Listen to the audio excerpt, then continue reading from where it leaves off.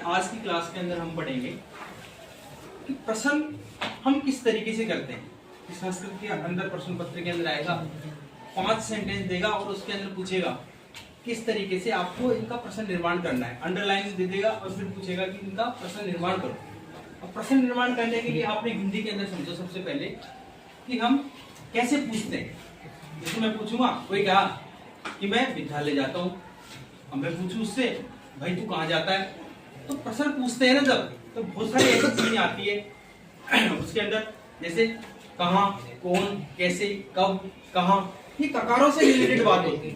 तो मोटी मोटी चीज यही है बेटा, आज हम पढ़ेंगे इसके बारे में, ककारों के बारे में, जिनके माध्यम से हम सवाल पूछते हैं। तो देखो बेटा, मैंने कुछ चीजें ऐसी लिखी है, जैसे ककार, ककारों में कौन आता है, जैसे कौन, क्या, किसके द्वारा, किसमें, किसका, किसकी, कहां से, किसके लिए, तो इस तरीके की चीजें हम जानेंगे।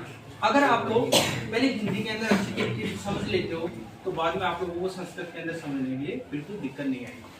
तो मैंने सबसे पहले आप लोगों को बताया था हिंदी वाली चीजें, और अब रिवीजन के तौर पे मैं आप लोगों से पूछूंगा धीरे धीरे और हम सीखते जाएंगे।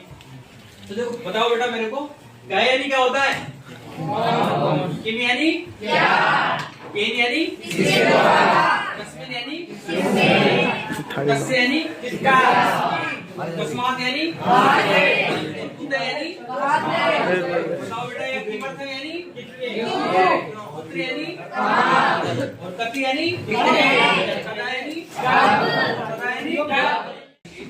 प्रश्न निर्माण वाला जो प्रश्न आएगा उसको आराम से सोचें, और ये प्रश्न निर्माण करने वाला प्रश्न के अलावा भी पूरे प्रश्न पत्रों को समझने के लिए बहुत जरूरी है। प्रश्न आगे क्या चाहते हैं, मुझे लगता है आज की क्लास बहुत इंपॉर्टेंट है।